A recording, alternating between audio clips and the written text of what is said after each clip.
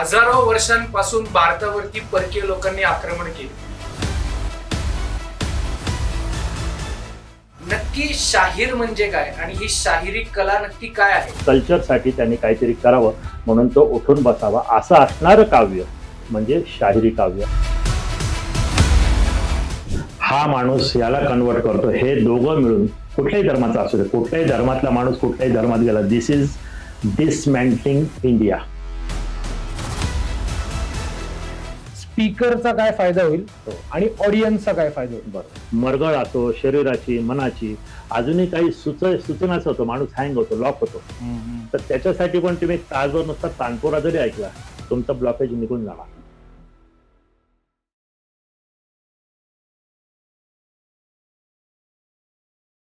हजारो वर्षांपासून भारतावरती परकीय लोकांनी आक्रमण केली.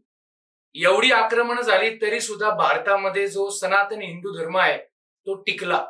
कसं काय? सोशल मीडिया तेव्हा नव्हता, न्यूज मीडिया तेव्हा नव्हता आणि प्रबोधनाची साधनं जशी आता सोशल मीडियाची आहेत तशी हजारो वर्षाच्या काळामध्ये नव्हती. तरी सुद्धा जर खऱ्या अर्थाने जर आपला हिंदू धर्म प्रबोधनाच्या माध्यमातून जर कोणी टिकवला असेल तर आपल्या लोकसंगीत, लोककला अशा या सगळ्या कलाकार लोकांनी वेगवेगळ्या माध्यमातून हा सगळा आपला धर्म टिकवायचं काम केलं. त्याच्यामध्ये गवळण असू दे, जात्यावरच्या ओव्या असू देत, वासुदेवची कला असू दे किंवा शाहीर असू देत, अशा वेगवेगळ्या कला, संगीत या माध्यमातून आपला धर्म प्रबोधन करून टिकवण्यात आला. आणि आज हीच जी कला आहे ही लोप पावत आहे. याच्याकडे काही प्रमाणात आपलं दुर्लक्ष होत आहे. कारण की आजच्या काळामध्ये जे वेस्टर्न सिव्हिलायझेशन मधून, पाश्चात्य देशांपासून जी संस्कृती भारतामध्ये येत आहे त्याच्यामुळे आपली जी प्राचीन कला आहे, जी पुरातन कला आहे ही कुठंतरी त्याला एक नुकसान होत आहे त्याचं. आणि त्याच्यासाठीच याच्याबद्दल जनजागृती करण्यासाठी श्री गुरुप्रसादजी नानिवडेकर सर आपल्या बरोबर आहेत, ज्यांनी गेल्या 40 वर्षांपासून लोकसंगीत, लोककला सादर करून देव, देश आणि धर्मावरती आधारित भाव स्वर तरंग कार्यक्रम प्रस्तुत करून 4000 पेक्षा जास्त कार्यक्रम आतापर्यंत भारतामध्ये केले आहेत. तर आपण त्यांच्याकडनं जाणून घेऊया की नक्की या लोककलांचा अर्थ काय आहे आणि या आजच्या काळात सुद्धा कशा रेलेव्हंट आहेत आणि आजच्या काळामध्ये सुद्धा कसं आपल्या तरुण पिढीला मार्गदर्शन करू शकतात. चला आपण जाणून घेऊया. नमस्कार सर. नमस्कार. आपल्याला मानाचा मुजरा. नमस्कार सर. शाहिरी मुजरा म्हणतो आम्ही त्याला. त्रिवार मुजरा करून जो चांगलं कार्य करतो त्याला मुजरा करण्याची, मुजरा घालण्याची रीत आहे. म्हणून आजही मावळे कुठल्याही किल्ल्यावर गेले तर खांबासमोर शिवाजी महाराज समजून आम्ही त्याला मुजरा करतो. हो, मुजरा सर फक्त छत्रपती शिवाजी महाराजांना आणि छत्रपती शंभूराजांना. आपण बाकी एकमेकांना जय श्रीराम करू. जय श्रीराम. सर, अनेक प्रश्न आहेत मनामध्ये. एकदम बेसिक प्रश्नापासून आपण सुरू करूया. चालेल सर. आपल्या नावाच्या आधी आपण शाहीर असं लावता आणि छत्रपती शिवाजी महाराजांचे पोवाडे असू दे, अनेक जण आपण पिक्चरच्या माध्यमातून बघतो हल्ली, किंवा पूर्वी रेडिओवरती ते पोवाडे वगैरे भरपूर आपण ऐकायचो. नक्की शाहीर म्हणजे काय आणि ही शाहिरी कला नक्की काय आहे हे आपण आपल्या प्रेक्षकांना, म्हणजे असं समजा की आम्हाला काहीच माहिती नाहीये, 21व्या शतकामध्ये जन्माला आलेला तरुण आहे आणि त्याला ह्याची जाणीव करून घ्यायची आहे, जाणून घ्यायचंय, तर आपण कृपया मार्गदर्शन करा. 21व्या शतकात जन्माला आलेलं पोर म्हणजे हातामध्ये मोबाईल, स्टेअरिंग आणि ते असल्यावर काय होते आपण हे पाहिलेलं आहे एका कारच्या प्रसंगामध्ये. शाहिरा गा तुझं गान कोणीतरी म्हटलंय, कुठेतरी म्हटलंय, बहुतेक आचार्य यात्रेने म्हटलंय आणि कोणी म्हटलं माहित नसेल तर माझ्या नावावर सांगा की शाहिरा गा तुझं गान, मुर्द्याला ये अवसान. मेलेला मुर्दा देखील शाहिरी काव्य किंवा वीररस प्रधान शब्द काव्य ऐकून ताड दिशी उठून बसावा. कशासाठी? संसार करण्यासाठी नाही, तर आपल्या देशासाठी, आपल्या भूमीसाठी, आपल्या इथल्या संस्कृतीसाठी, म्हणजे आजच्या भाषेत कल्चरसाठी त्यांनी काहीतरी करावं म्हणून तो उठून बसावा असं असणारं काव्य म्हणजे शाहिरी काव्य. आता लोक मला विचारतात की तुम्ही संगीत विशारद आहात, अलंकार करताय, सुगम संगीत गाताय, मग तुम्ही शाहीर कसे? बरोबर आहे प्रश्न. बरोबर. तर एक शाहीर मी काय, तर माझा बाप शाहीर होता. कैलासवासी शाहीर मुकुंदराव नानिवडेकरांचा मी मुलगा, ज्यांनी नोकरीकडं, बायका मुलांकडं, घरदाराकडं दुर्लक्ष करून व्यवस्थित शाहिरी केली. शिवाजी महाराजांच्या झेंड्याखाली उभं राहून जिथं बोलवतील तिथं पैशाकडं, आपल्या तब्येतीकडं आबाळ सगळी सहन करून शाहिरी केली, जनजागृतीचा प्रयत्न केला. मग ते शाहीर का? तर ते राष्ट्रशाहीर कैलासवासी महादेव नारायण नानिवडेकर जे ब्रिटिशांचे इथं राज्य असताना 80-90 वर्षापूर्वी इंग्लंडला गेले आणि इंग्लंडला झाशीच्या राणीचे आणि शिवाजी महाराजांचे पोवाडे ऐकवले. ज्यावेळेस हॉटेलमध्ये लिहिलेलं असायचं dogs and Indians are not allowed, अशा वेळेस हा माणूस गुलाम देशातला माणूस इंग्लंडला जातो आणि इंग्लंडच्या राणीशी संपर्क करून त्यांना सांगतो की मी लाठी तलवार खेळतो. त्यांच्याकडे सोर्ट्समन किंवा नाईट म्हणतात KNIGHT, आणि माझ्याशी तुमच्यातल्या कुठलाही तलवार बहादराला जो गोल्ड मेडलिस्ट असेल त्याला युद्ध करायला सांगा, पण युद्ध हे लुटूपुटूचं नसेल, you kill me I kill you. मग त्यांनी एक डावपेच केले. एक आठवड्यामध्ये सगळी तिथं जी काय होती कॉन्स्पिरसी झाली आणि या माणसाला मारायचं असं ठरवून किती लोकांशी लढतील ते म्हणले N म्हणून एक रिंग असती जशी बॉक्सिंगची तशी तलवारीची रिंग झाली. 3 vs 1 असा तिथं मुकाबला झाला. हे सगळं लंडन टाइम्समध्ये छापून आलेलं आहे. आणि 3 vs 1 आणि या भारतीय गुलामाला मारायचं. काय झालं कळत नाही. 1.5 मिनिटं फक्त 90 सेकंद खेळ झाला. लोकांना हा माणूस हल्लेला दिसला नाही. कोणीतरी यशचप माणूस दांडपट्टा घेऊन उभा आहे वाकून असा. आजूबाजूने पवित्र झाले आणि तलवार हल्ली. 2 लोक बेंबीपर्यंत उभे चिरले होते. गेम थांबला. ऑल वर्ल्ड स्टिक चॅम्पियनशिप हा किताब त्यांना देण्यात आला. तो दांडपट्टा, ते गोल्ड मेडल सगळे औंधच्या संस्थानामध्ये ठेवलेले आहेत. त्यांचा मी नातू म्हणून मी शाहीर. आता लोक विचारतात की ह्याची गरज काय आहे. त्या काळी तो अफजल खान आला होता, त्या काळी तो शाहिस्ता खान आला होता, तेव्हा हजारो 800-900 वर्षापूर्वी 1200 वर्षापूर्वी काही लोक आली. आता तर भारत देश स्वतंत्र झालाय. अहो मी म्हणतो 570 वर्ष लागली राम मंदिर व्हायला. जिथं प्रभू रामांचा जन्म झाला तिथं कोर्टामध्ये सिद्ध करावं लागलं. मग जे जे प्रश्न विचारले, शरयू नदीपासून किती बिल्लसवर, किती इंचावर, किती फुटावर, नक्षत्र काय होती, कुठल्या खोलीमध्ये 300, हे सगळे पॅरामीटर्स इतर धर्म संस्थापकांना विचारा. येशूला विचारा की तो फासळ्यातून जन्माला आला, अयोनिज आहे. भगवान कृष्ण पण अयोनिज आहे, त्याला तुम्ही टीका करता. आमच्या भगवान कृष्णाला काय काय शब्द वापरतात सांगू शकत नाहीत. हे सगळे पॅरामीटर जे धर्म संस्थापक आहेत, पैगंबर साहेब असतील, येशू असेल, गौतम बुद्ध असेल, आपले रामदास स्वामी पळून गेले म्हणून टीका करतात एका मुलीचं त्यांनी कल्याण केलं. नरेंद्र मोदीजींवर करतात की त्यांनी लग्न करून बायकोला सोडलं. गौतम बुद्धाचं लग्न होऊन, महात्मा गौतम बुद्धांचं लग्न होऊन त्यांना मुलगा होता तेव्हा ते निघून गेलेले आहेत. मी तिथं कोणी बोलत नाही हो, तिथं पण बोला ना. आणि हे सगळे प्रश्न हे खरं आहे का खोटं आहे, जसं राम सिद्ध केला तसं हे पण सिद्ध करा. आणि यासाठी शाहिराची गरज आहे. शाहिरी पोवाड्यातून, शाहिरी कवनामधून कुटुंब नियोजन, साक्षरता प्रसार, महिला सबलीकरण. आता गव्हर्नमेंट विषय देतं, 3000 रुपयावर सही करायची, 500 रुपये घ्यायचं. ज्यांची मजबुरी आहे ते हे करतात. माझ्यावर अजूनपर्यंत रामाच्या कृपेने ही मजबुरी आली नाही. मी ठोकून पैसे घेतो, लोक देतात. भले 50 लोक असतील, 500 असतील, मी लाखो लोकांपुढे जात नाही, पण मी संपूर्ण महाराष्ट्र पिंजून काढून हे सगळे विषय लोकांपुढे ठेवले. लोकांना ते भावले. आता 19 फेब्रुवारीला जी इंग्रजाळली शिव जन्मतिथी आहे, खरी तिथी आता उद्या आहे. फाल्गुन वद्य तृतीया सखे 1551. सखे 1551ला शिवाजी महाराजांचा जन्म झाला. त्यांची कुंडली आहे, त्या कुंडलीमध्ये हे आहे. मग तुम्ही इंग्रजी तारीख कुठनं काढली, काय त्याला रेफरन्स आहे की फाल्गुन वद्य तृतीयेला त्या काळी ही तारीख होती का 19 फेब्रुवारी? तर नव्हती. इतिहास तज्ञांनी ते धांडोळा केला. मग कशी काढली? पूर्वी अक्षय 5 वेळा शिवजयंती होती हो. महापुरुष आहे, त्याच्याबद्दल एक वाक्य तर काय नाही. ते हे जागृतीचं कार्य आम्ही करतो, लोकांना सांगतो, पटतं. माझे वडील गेले, मी श्राद्ध करतो, तिथीला करतो. रामनवमीची डेट काढा बरं, गोकुळ अष्टमीची डेट काढा. आपल्याकडे अमावस्या ही अशुभ मानली आहे, पण दिवाळीतली अमावस्या लक्ष्मीपूजन करतो त्याची डेट काढा ना. नाही काढू शकत, कारण तेवढा कॉम्प्युटरच अजून नाही. इतक्या मागं तुम्ही हजारो वर्ष जाऊ शकत नाही. मग शिवजन्म, हिंदू पदपातशाही ज्यांनी निर्माण केली, रायगडावरती सोन्याचं सिंहासन करून गागा भट्टांच्या हस्ते, गागा भट्टांनी त्यांना आज्ञा केली, तुम्ही सिंहासनाधीश्वर व्हा, नाही ते लोक तुम्हाला मानणार नाहीत. काशीचा मी ब्राह्मण तुम्हाला आज्ञा देतोय, काशी विश्वेश्वर माझ्या मुखातून बोलतोय. तेव्हा महाराज राज्याभिषेकाला तयार झाले. सप्त सिंधूंचं, सप्त नद्यांचं पाणी आणलं, संपूर्ण वेदशास्त्र प्रणित याच्या आधारे त्यांच्यावरती राज्याभिषेक झाला. ते हत्तीवरती बसून जगदीश्वराच्या मंदिरामध्ये दर्शनाला गेले. आणि आज काही लोक ज्यांना मोडी वाचता येत नाही, फारसी बाकीचे भाषा तर सोडून द्या, ते लिहिलेल्याच लोकांचं वाचून त्यातनं खुसपट काढून फक्त काय अँटी हिंदू होता अँटी ब्राह्मण झालेत. ब्राह्मण, वेद, उपनिषद, भगवान विष्णूचे दशावतार काढले. ते इथून हिंदुत्वामधून इस्लाम किंवा ख्रिश्चनिटीकडे जायला सोपं होतं. आपल्या व्याख्यानामधून किंवा आपल्या कार्यक्रमामधून आपण रामायणापासून कारगिल पर्यंत, म्हणजे साधारण 5-10 हजार 50,000 जास्त पण जास्त वर्ष असतील, तिथपासून इथपर्यंत आजच्या काळापर्यंत आपण सगळे उल्लेख करता. आणि मध्ये तुम्ही मगाशी जसं सांगितलं की मध्ये 1 किंवा 2 गाणी असतात, म्हणजे संगीत असतं, आणि त्याच्यामध्ये आपलं मध्ये प्रबोधन असतं.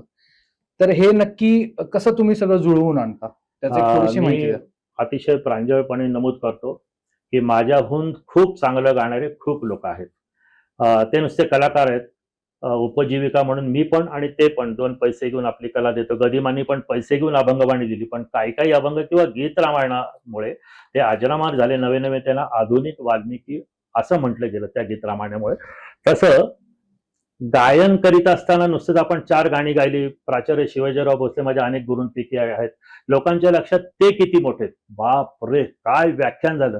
एंड ऑफ द डे दुसऱ्या तिसऱ्या दिवशी ते विरून जातं. जे रिझल्ट दिसायला पाहिजे ते रिझल्ट दिसत नाही. मग काय केलं पाहिजे? फक्त चांगला गायक व्हायचं नाही. हे गाताना जर रामाची मी गीत रामायण गातोय, गदिमांची 56 गाण्यांचे गीत रामायण 8.5 ते 9 तास लागतात. त्याचे मी फुकट कार्यक्रम करायला तयार आहेत. आतापर्यंत 25 लोकच मिळाली मला. आणि 2-4 तासाचं रामायण करायचं असेल तर भरपूर लोक मिळतात. त्याचे पण मी 500-600च्या वर प्रयत्न केले. गदिमा आणि बाबूजींचे थोर उपकार आहेत सर्व मराठी गायकांवर, कलाकारांवर, की त्यांनी ती अजरामर कृती केली. ते तुकडे आम्ही खाऊन पचवून लोकांना देतो तर आमची चूल पेटतीये. तर विषय असा आहे की हे का करायचं, कसं करायचं. तर गाताना 2 गाण्याच्या मध्ये निवेदन असतं, सूत्रसंचलन असतं. आता कार्यक्रमाची माझी सुरुवात आहे. कुठल्याही कार्यक्रमाची सुरुवात आपण विघ्नहर्त्या गणपतीला त्याचं पूजन करतो, स्तवन करतो. पूजा असेल तर आपण सुपारीमध्ये प्राणप्रतिष्ठा करतो, ओम महागणपते नमः म्हणून करतो.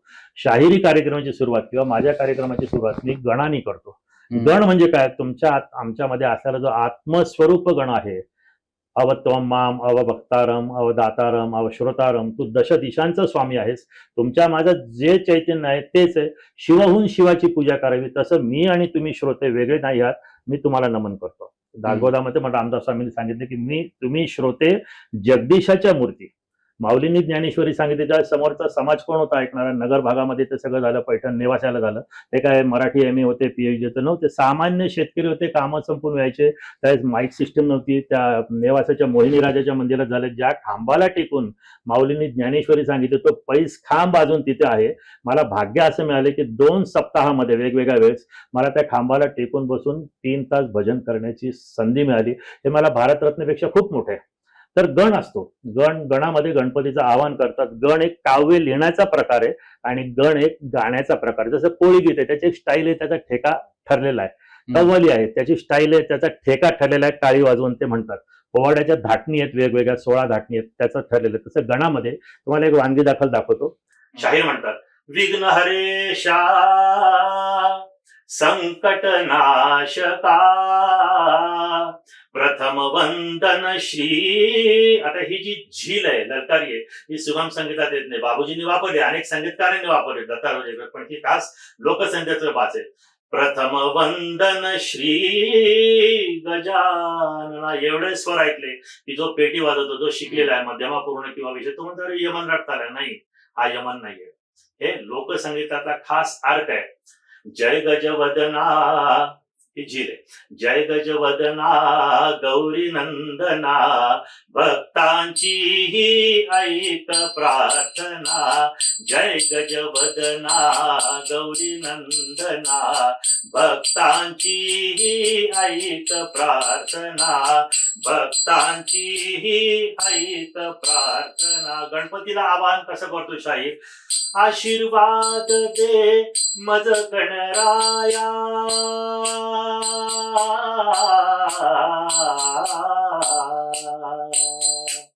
आशीर्वाद दे मज गणराया.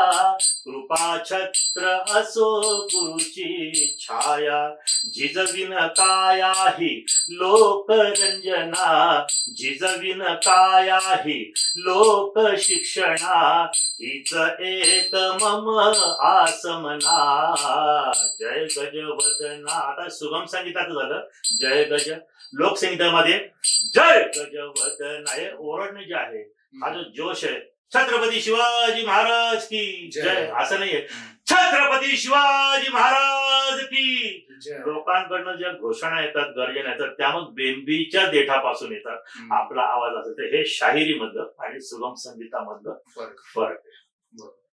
आपल्या शाहिरीच्या माध्यमातून छत्रपती शिवाजी महाराज जो सगळ्यात मोठा एक शत्रू चालून आला होता महाराजांवरती, अफजल खान, त्या वधाचा सुद्धा प्रसंग आपण आपल्या ह्याच्यामधून खूप सांगता. त्याच्यामधलं जर काही आपण थोडस पेश करू शकले अफजल तर. खानाचा वध, हम्म. अफजल्याला महाराजांनी कोथळा काढून मारला, प्रतापगडच्या पायथ्याला काढला, परंतु त्याचा मान ठेवला, त्याचं मस्तक त्याचा फुटबॉल नाही केला, हम्म.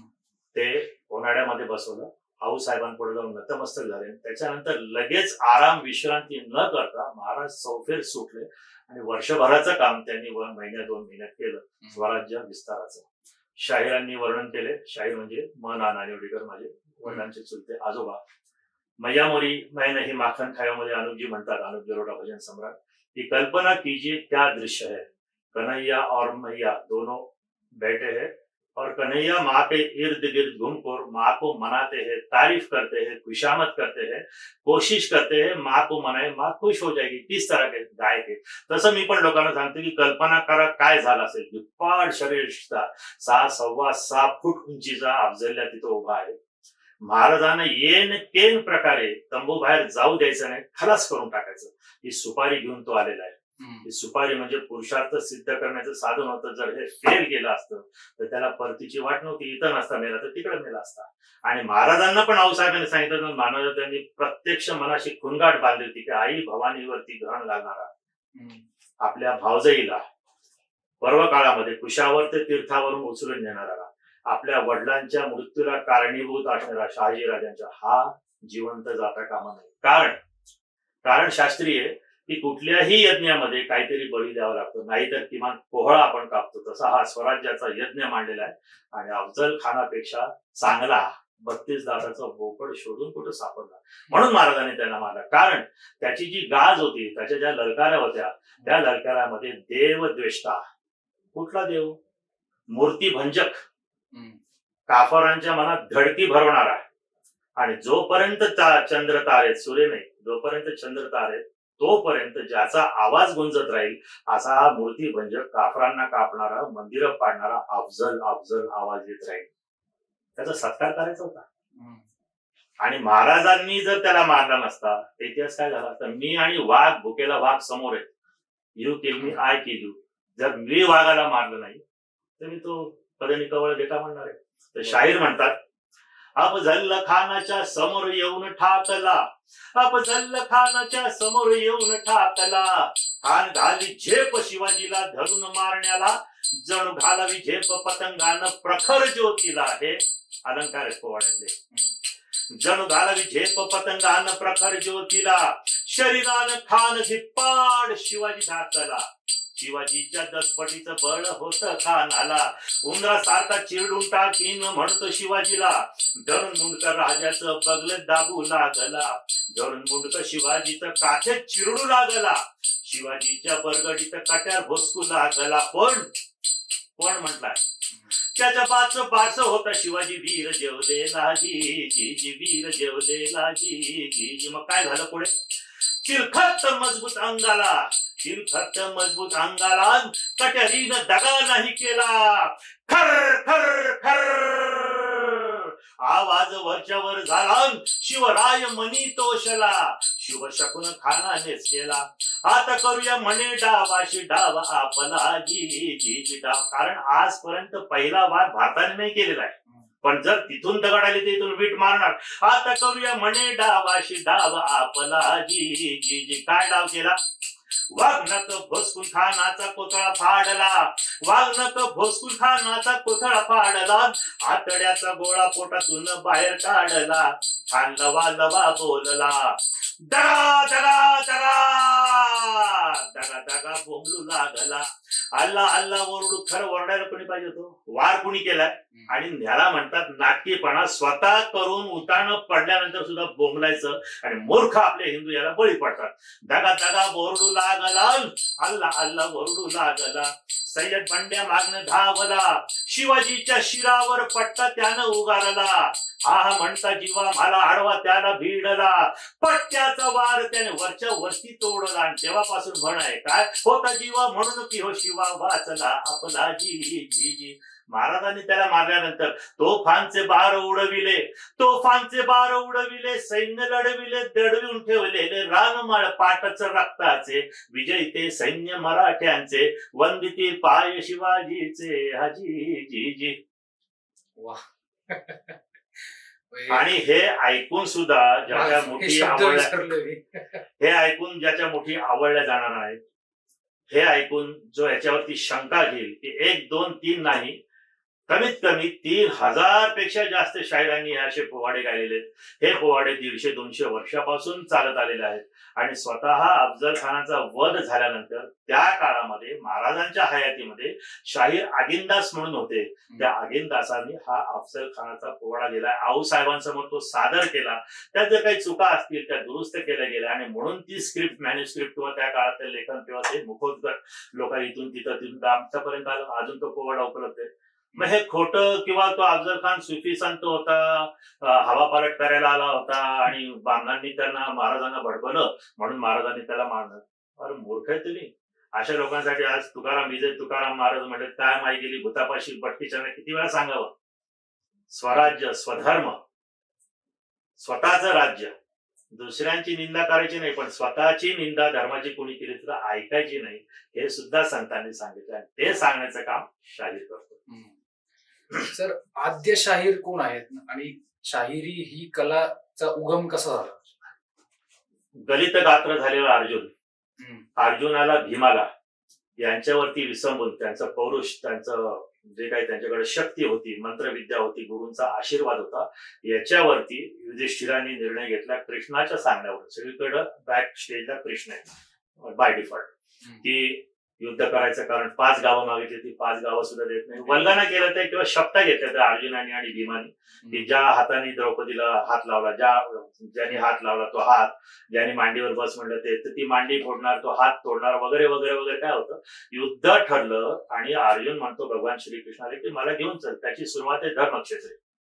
धर्मक्षेत्रावरती आल्यानंतर भगवान श्रीकृष्ण असा माणूस आहे की तो अर्जुनाला दोन्ही सैन्यांच्या मध्ये, म्हणजे असं जर 1 किलोमीटरचं आहे तर त्या दोन्हीच्या मध्ये अर्धा किलोमीटर, त्या दोघांच्या मध्ये जर अर्धा किलोमीटर आहे तर त्याच्या कुठे नाही. तो अशा ठिकाणी घेऊन गेला अर्जुनाला की त्याला कृपाचार्य दिसले, त्याला भीष्माचार्य दिसले, त्याला त्याचे मित्र, सवंगडी, नातेवाईक, मेवणे जे काय असेल ते दिसले. मग तो अर्जुन गलित गात्र झाला. तो म्हणाले मी एवढा मोठा धनुर्धर, साक्षात भगवान शंकराला मी आठवले, जर मी या युद्धात उतरलो त्यातला 1 जण वाचणार नाही, एवढ्या बायका विधवा होतील, एवढी मुलं अनाथ होतील, आणि मग काय करू मी. म्हणून तो कृष्णाला सांगतो की मला युद्ध करायचं नाही. युद्ध करून त्रिलोकीचं राज्य जरी मिळालं त्याच्या आधी काही महिने तो म्हणला तरी जिवंत सोडणार नाही. युद्ध तर युद्ध. आणि तो म्हणजे त्याला मोह माया म्हणजे मोह म्हणलेला आहे. मोह म्हणजे स्त्रीचा मोह किंवा करिअरचा तो नाही. मोह म्हणजे यांना मारून मी काय करू, मला नको राज्य, अटॅचमेंट. हा. तर असं करून तो रथातनं खाली उतरून जाऊ लागला होता. ओरिजिनल जी संस्कृत मध्ये गीता आहे व्यासांची, संजय यांनी सांगितली धृतराष्ट्राला, त्याच्यामध्ये नाही. ज्ञानेश्वर माऊलींची ही कमाल आहे की त्याच्या निरूपणामध्ये ते म्हणतात, ज्ञानेश्वरीमध्ये भावार्थ दीपिकेमध्ये, की भगवान श्रीकृष्ण अर्जुनाला म्हणतायत की अर्जुना, तुझ्या पौरुषाचे, वीररसाचे विषय घेऊन गंधर्व पोवाडे गातात. तू जर पळून गेला, तू जर भिलास तर त्यांच्या पोवाड्याचा विषय काय, ते उपाशी मरतील. जसं आज कोणावरती आपण पोवाडे करतो, मेजर कालिया होते किंवा आपण आता ऑपरेशन सिंदूर केलं त्याच्यात ज्यांनी सहभाग घेतला त्याच्यावरती पोवाडे होऊ शकतात. अजूनही काही लोक धर्म संस्थापनेसाठी करतात. समर्थांनी म्हणले की धर्मासाठी जे करतील ते छोट्या मोठ्या प्रमाणामध्ये विष्णू, भगवान विष्णूचेच अंश मीच तो आहे, तर त्यांच्यावर पोवाडे होऊ शकतात, पण होत नाही. हे दुर्दैव. मी प्रयत्न करतो करायचा. तर असा उतरून चाललेला अर्जुन, त्याला भगवंतांनी 18 चौकांचा 18 अध्याय, पहिला अध्याय सगळा अर्जुन विषाद आहे. अर्जुन रडतो, अरे कृष्णा तुला माहित नाही का, तुला माहित नाही का, तुला माहित नाही का. भगवान कृष्ण ऐकतात. दुसरा अध्याय सुरू होतो, निम्माच्या आसपास येतो आणि मग तो शरण जातो. तोपर्यंत तो नातेवाईक आहे, मित्र आहे, सखा आहे. ज्यावेळेस तो शरण जातो कृष्णाला, त्यावेळेस कृष्ण त्याला सांगायला सुरुवात करतात. म्हणजे पावणे 17 किंवा 17 अध्यायांचा तो 17 चौकांचा पोवाडा म्हणा, की तो रथातून उतरून किंवा टाइम प्लीज म्हणून किंवा मला लढायचा म्हणून जाणारा अर्जुन, भगवंतांनी कान नाही पिळले, चापट नाही मारले, काही केले नाही, शब्दांच्या द्वारे त्याला सांगून सांगून सांगून सांगून जो अर्जुन म्हणायचा की युद्ध नाही करत, त्या भगवान विचारायचे की तुला कळलं का, कळलं का, हो कळलं. किती कळलं, तुमच्या हृदयात आहे तेवढं माझ्या हृदयात आलं. आणि शेवटी ते विचारतात 18व्या अध्यायाच्या शेवटी, आता तुला कळलं का काय करायचं. तर ते यांना तर हाणीनच हाणीन, तू म्हणला तर तुला पण नाही. चलो सुरू हो जाऊ. तर हे आद्य शाहीर मी तरी भगवान श्रीकृष्णांना मानतो, कारण त्याला पर्यायच नाही. त्याच्या आधीचं कोणी काही धर्मस्थापनेसाठी असं कार्य केलं असेल, तसं साहित्य उपलब्ध नसेल, तर माझं तेवढं आद्य नाही. आणि मग थोडंसं मागं केलं तर आद्य शाहीर ज्याने अफजल खानाचा पोवाडा केला ते शाहीर आगिंदास. शाहीर आगिंदास. सर, जसं शाहीर ही एक लोककला, लोकसंगीत असं आपण म्हणू शकतो, तर तसं गीत रामायणचे पण खूप कार्यक्रम महाराष्ट्राच्या सगळ्याच कानाकोपऱ्यामध्ये होतात. तरुण पिढीला आपल्याला जर गीत रामायण या कार्यक्रमाची जर माहिती द्यायची असेल, आणि कारण की शेवटी कसं आहे, जोपर्यंत युवा पिढी या सगळ्या गोष्टींकडे जास्त संख्येने नाही. जोपर्यंत येत नाही, तोपर्यंत ही आपली काय म्हणूया, आपला वारसा ट्रान्सफर नाही होणार. त्यामुळे गीत रामायण म्हणजे काय आणि त्याच्यामध्ये नक्की कसं प्रबोधन होतं? एकीकडे इतिहास पाहिला तर वडिलांना, चुलत्यांना, चुलत भावांना, आते भावांना, मावस भावांना जेवढे सापडतील किंवा जे कॉम्पिटिशन मध्ये असतील त्यांना मारून जेलमध्ये टाकून जवळपास 800-900 वर्षाचा सगळा इतिहास आपल्याकडे उपलब्ध आहे. हे औरंगजेबाचे वडील, त्याचे वडील, ते असं मागं तुम्ही जात राहिला. हे सगळं अतिशय अनागोंदी, अनाचार आणि अनीतिमान राज्य स्थापना आहे. सत्तेची लालस आहे आणि कशा करता सत्ता, तर अमर्याद भोग घेण्यासाठी, जनतेच्या सेवेकरिता नाही. आणि इकडं पाहिलं तर वडिलांनी दिलेलं वचन, वडील नको म्हणतात आम्हाला तू जाऊ नको, मी एका अनाहूत वेळी शब्द दिला तर पण तू जाऊ नकोस, तू गेला तर मी राहणार नाही. पण तेवढं सगळं पत्करून प्रोग्राम वनवासाला जातात. नुकतंच लग्न होऊन आलेली सीतामाई आहे, ती त्यांच्याबरोबर जाते, त्या अर्धांगिनी आहे. ते असं म्हणे नाही की तुम्ही ते तुमचा मॅटर आहे मग मी मला सोडा पप्पांकडे 14 वर्षांनी घेऊन. त्यांच्याबरोबर लक्ष्मण जाते. लक्ष्मण उर्मिलेची निरोप घ्यायला येतो, म्हणजे त्याची पत्नी उर्मिला थाळी घेऊन सज्ज आहे, ती म्हणजे जावा तुम्ही. आणि इकडे लक्ष्मण 14 वर्ष झोपत नाही, रामाचं रक्षण करतो राम सीतेचं, आणि इकडे उर्मिला करत नाहीये. ज्या भरतासाठी हे सगळं केलं, तो भरत आजोळ होऊन आल्यानंतर आई सांगते की तुझ्यासाठी मी निष्कलंक हे केलेलं आहे, निष्कंटक मार्ग केलेला आहे, तू आता तुझा राज्याभिषेक करून तू अयोध्येचा राजा हो, मला राजमाता म्हणून मिळवता येईल. भरत तलवार काढून आईवर धावून जातो की तुला कुणी सांगितलं मला नाही करायचं. तो रामाला वनवासात जाऊन भेटतो, रामाच्या पादुका आणतो, त्या सिंहासनावरती ठेवतो आणि त्याला सांगतो की 14 वर्ष आज संपली, आजच्या दिवशी तुम्ही नाही आला तर उद्या मी अग्नी प्रवेश करून संपून टाकलं. रामाला आजच्या भाषेत झट मारून घ्यावं लागतं. पुष्पविमानाने ते येतात आणि सिंहासन ग्रहण करतात. भरत खाली बसून ट्रस्टी म्हणून अतिशय इमानी संन्यस्त राहून ते राज्य करतो. तुम्ही बघा तुम्हाला कोण व्हायचंय? औरंगजेबाने स्वतःच्या बापाला जेलमध्ये टाकलं, राज्य बळकावलं, 3 भावांना मारलं, तुम्हाला ते व्हायचंय? त्यांच्या वडिलांनी काय केलं, त्यांच्या वडिलांनी काय केलं, किंवा फंड फितुरी जी महाराष्ट्रात नंतर झाली त्याच्यामध्ये तुम्ही इतिहास बघा, तुम्हाला व्हायचंय काय? तुम्हाला त्या सिंहासनाचे किंवा रामाचे किंवा जनतेच्या सेवेसाठी तुम्हाला सत्ता पाहिजे का? तुम्हाला महिन्याला 3-5 लाख रुपये घ्यायचे, तुम्हाला बाकीच्या सवलती? आजकाल जे चित्र दिसतं हे दिस इज डिस्गस्टिंग. कशाला पाहिजेत पैसे तुम्हाला? इथं झाडू मारायचं आहे, माझी भारत माता आहे, माझी गल्ली आहे, झाडू घेऊन मारून मोकळं. लोकांनी विचारलं पाहिजे कोणी झाडलं? हा त्यांनी झाडलं. वा, तुम्ही पैसे घेताय झाडतच नाही, तुम्ही पैसे घेताय, सगळे रस्ते उघडले जात आहेत, बिल्डिंगा पडतायत, धरणाला गळती लागली. काय कुठे शिवाजी महाराज? काहीच नाही. महाराजांचा एक हुकूम होता की रयतेच्या भाजीच्या देठाला धक्का लागू नये. अजून एक त्यांचं पत्र असं आहे की ते किल्लेदार जे असतात त्यांना पत्र पाठवतात आणि ते म्हणतात की रात्री तुम्ही देवाजवळ निरांजन किंवा उजेडासाठी समया लावाल, मशाल असते ती लावाल, तर ती झोपताना विझवा. कारण उंदीर त्या तुपाच्या तेलाच्या वासाच्या निमित्तानं ती अर्धवट विजलेली वात नेईल आणि तिने जर आग लागली तर परत तेवढं लाकूड जाळलं तर ते लाकूड निर्माण व्हायला 15-20 वर्ष लागतात. गवताच्या गंजी जळायला, तांदूळ जळायला वर्षभर आपल्याला उपाशी राहावं. एवढी बारकाईनं प्रत्येक गोष्ट बघणार आहे. तुम्ही नुसतं जय भवानी जय शिवाजी म्हणता, शिवाजी महाराजांच्या नावाने एक पक्ष आहे, काय चाललंय त्यांच्यामध्ये सध्या? आणि जनतेला हे प्रश्न पडत नाही कुठला किल्ला शाबूत. आम्ही धारकरी म्हणतो स्वतःला. शिवाजी महाराजांची तिथी उद्या आहे, शिवजयंती ही फाल्गुन मध्ये तृतीया उद्या आहे, तर त्या शिवनेरीवरती साजरी होती. गेली 25 वर्ष आम्ही जातोय, तिथं अनेक लोक होते. माननीय मोदीजी पण आले होते. सांगायला एक विषय निघाला म्हणून सांगतो की मोदीजी जेव्हा गडावरती आले, काही त्यांनी घेतले नाही, त्यांचे ड्रायफ्रूट होते, त्यांनी पाऊण तास भाषण केलं. ते म्हणले की बहुत अरमान लेके मैं आया हूं की आपके महाराष्ट्र में. माझ्या डोळ्यापुढे तो प्रसंग आहे. 30 वर्ष अक्षरधाम हल्ला झाला त्याच्या दरम्यानची ती गोष्ट. 2दा आम्ही ऑफिसवर त्यांच्या गेलो होतो, भेटलो त्यांना, खूप छान भेटले, पाऊण तास बोलले आमची. आणि महाराष्ट्राचं खासियत आहे की बाळाचा पाळणा गायला जातो.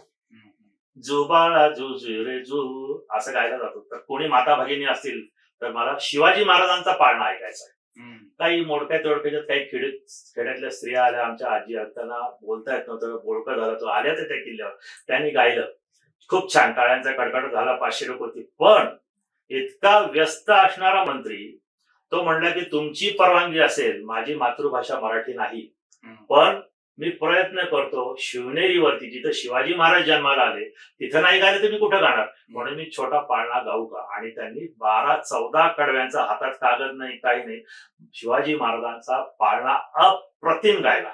आपला विषय चालला होता रामायणाचा, तुम्ही म्हणला की त्याचं काय रिलेव्हन्स आहे. तर रामायण हा आदर्शवाद आहे आणि करायचं काय जर असेल तर कृष्ण नीती करायची. आदर्शवाद यासाठी की आपले जे घरातली मोठी वडीलधारी मंडळी त्यांचा ब्रेनचा, त्यांचा अनुभवाचा आपल्याला उपयोग होऊ शकतो. आपण त्यांच्याशी नतमस्तकच राहू शकतो, ते आपल्यावरती भार नाहीये. बरोबर. गीत रामायण जे आहे मराठीतलं, हे 56 गीतांचं आहे.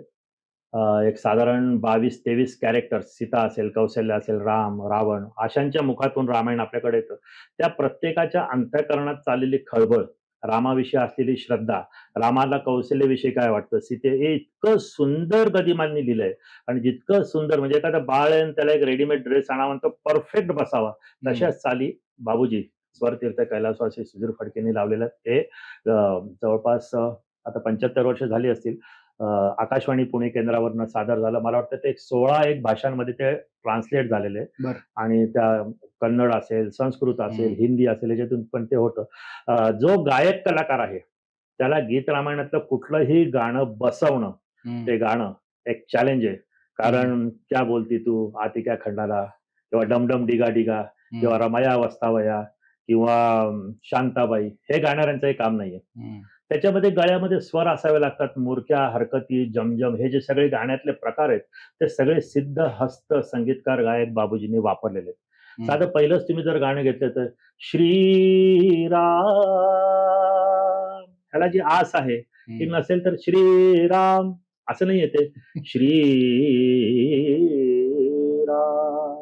इतकं सुंदर ते आहे. तर गाणारा गीत रामायणाची गाणी बसवली तर 10-10 तास रोज रियाज करून वर्षात जे होणार नाही ती यातली एक 10-5 गाणी जरी बसवली तरी तुमचं सोनं होऊन जाईल गळ्याचं आणि आवाजाचं. इतकं सुंदर आहे. आणि गदिमांची लेखणी इतकी सुंदर आहे. एके ठिकाणी अलंकार असतात, ॲलिट्रेशन आपण त्याला म्हणतो, यमक, रफार आणि मात्रा येते. रामराया परत येतात अयोध्येमध्ये, त्रिवार जय जयकार, पुष्पक याना तुनी उतरले, स्वर्ग सौख्य साकार, त्रिवार जय जयकार. त्याच्यामध्ये एक असा चमत्कार झालेला आहे, तव दृष्टीच्या पावन स्पर्शे, मात्रा आणि रफार, शेवटी मात्रा रफार. याला पुढे 3 वाक्य करणं फार अवघड आहे, पण आणि अर्थपूर्ण ते लीलया त्यांनी केलेले. तव दृष्टीच्या पावन स्पर्शे, आज मांडीला उत्सव हर्षे, मने विसरली 14 वर्षे, सुसज्ज आहे तव सिंहासन, करी प्रभो स्वीकार, त्रिवार जय जयकार. हे कुठंच आढळत नाही. जसा याचा बोध होत जातो, जसा अर्थबोध होतो, तो इतका आनंद असतो की त्याच्या पुढे जेवण, तुम्हाला आवडणारी काही पोझिशन असेल, काही जे काय असेल लोकेशन, हे सगळं तुच्छ. माणूस एक आत्मानंदामध्ये डुंबतो. सुकून, शांती ज्याला म्हणतात, ती याच्यामध्ये मिळते, बाकी कुठेही होत नाही. At the end of the day तुम्ही मोठे कोणी मंत्री व्हा, डॉक्टर व्हा, सीए, वाटेल ते तुम्ही पोझिशन करा, पैसा, त्याला जर सुकून नसेल तो डॉक्टरकडे जातो. गोळ्या खाऊन झोपणारे लोक आहेत. तर शुगर फॅक्टरीच्या लोकांना शुगर खायची नाही, पण हे जर तुम्ही केलं तर ते सेल्युलर लेवलला जातं आणि आनंदाची डोही, आनंद तरंग होतो. म्हणून मी उलट सांगेन की जर काही करायचं असेल तर पोवाडे बसवा, पोवाडे गा, पोवाड्यांचा अभ्यास करा, चांगल्या लोकांचे पोवाडे, आणि गीत रामायणातली कुठलीही गाणी बसवा. तुम्ही गायक झाला म्हणून समजा. सर, अजून एक याच्यातला प्रकार आहे की जो सांप्रदायिक भजन, असा एक प्रकार फार प्रख्यात आहे. तर नक्की तो काय विषय आहे, त्याची थोडी महाराष्ट्रामध्ये सांप्रदायिक भजन म्हणलं की अनेक संप्रदाय आहेत. रामदास स्वामींचा आनंद संप्रदाय असेल, गुरु नानकांचा असेल, हिंदीमध्ये भजन होतं, त्याच्यामध्ये दोहे म्हणतात. परंतु महाराष्ट्रामध्ये सांप्रदायिक भजन म्हटलं की ज्ञानेश्वर माऊलींपासून निळोबारायांपर्यंत जे संत होऊन गेले सगळे, पांडुरंगाचे भक्त, रामाचे, कृष्णाचे भक्त, ज्यांचा मंत्र रामकृष्ण हरी आहे, जे एकनाथ महाराजांचा एकादश स्कंद हा भागवत ग्रंथ, ज्ञानेश्वर माऊलींची ज्ञानेश्वरी, हरिपाठ, अमृतानुभव, तुकाराम महाराजांचा गाथा हा तर पंचम वेद मानला जातो. तर अशा ह्यांना प्रमाण मानून त्या संतांची पद गातात, ज्याची सुरुवात वारकरी संप्रदायाचा उघडा महामंत्र आहे. मंत्र जो असतो हा गुरु कानात सांगतो, तुमचा मंत्र वेगळा आहे. तुमचा मंत्र कदाचित ओम नमः शिवाय असेल, मला तीच व्यक्ती, तेच गुरु मला कदाचित श्रीराम जयराम जय जयराम देतील, दुसऱ्याला करतील, तो त्याचा मंत्र झाला. अनर्गळ वाणी म्हणतात त्याला. चौथ्याला अजून काहीतरी ठप म्हणतील, तो त्याचा मंत्र झाला. त्यांनी त्याच्यावर विश्वास ठेवून काम करायचं.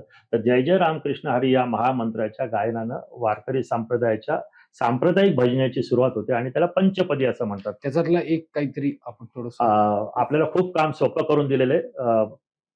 हृदयनाथ मंगेशकर यांनी जो अल्बम काढला खूप 30-40 वर्षांपूर्वी, त्याची सुरुवातच आहे, जय जय राम कृष्ण हरी, जय जय राम कृष्ण हरी, जय जय राम कृष्ण हरी, जय जय राम कृष्ण हरी, जय जय राम कृष्ण हरी, जय जय राम कृष्ण हरी, जय जय राम कृष्ण हरी, जय जय राम कृष्ण हरी. आणि त्याच्यानंतर पहिला रूपाचा अभंग येतो. रूपाचा अभंग म्हणजे काय? डोळ्यांना दिसणारे जे रूप आहे. आता तुम्ही माझ्या समोर बसलेला सर्वेश मेंदळे, केस कसे आहेत, कुरळे आहेत, डोळे कसे आहेत, नाक कसं आहे, थोडी दाढी आहे, हातामध्ये काय, हे सगळं रूप आहे.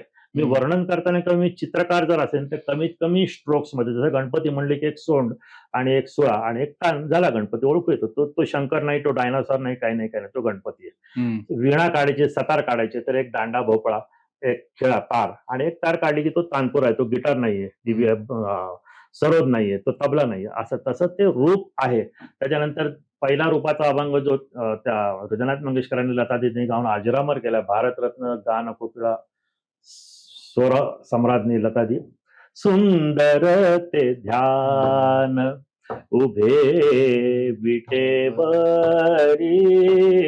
सुंदर ते ध्यान, हा रूपाचा अभंग. रामकृष्ण हरी रूपाचा अभंग. वार जो असेल, सोमवार मंगळवार, सोमवार असेल तर एखादा शंकराचा अभंग घेतात, मंगळवार असेल तर मारुतीचा किंवा अन्न देवतेचा, बुधवार असेल तर विठ्ठलाचा, गुरुवार असेल दत्तगुरूंचा किंवा गुरुपर.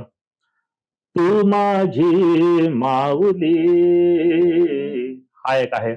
ओंकार स्वरूपा सद्गुर, हे आता अजरामर केलेले आहेत, पण हे वारकरी संप्रदायात वेगळ्या चालीमध्ये म्हणतात. आता हे लता दिदींनी जी चाल म्हणली आहे, सुंदर ते ध्यान, वारकरी संप्रदायामध्ये हा अभंग, सुंदर ते ध्यान उभे विटेवरी, जोग रागामध्ये म्हणतात. खूप जागेवर ते राग बदलतात. तुम्ही जर हा जोग मध्ये म्हणला, दुसरा माणूस तो हंसध्वनीमध्ये म्हणेल, तिसरा भीमपलास मध्ये म्हणेल, ते रंगवत राहतात. एक तासभर अभंग चालू शकतो. इतके सगळे हे लोक असतात, हे शिकलेले नाहीत, काही नाही, भावनेपोटी म्हणतात, तालात आणि सुरात म्हणतात.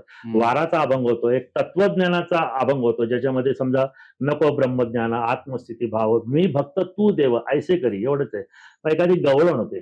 सर्वसामान्यांमध्ये अतिशय प्रसिद्ध असलेल्या लोकसंगीतातील दोन गोष्टी म्हणजे गवळण आणि लावणी.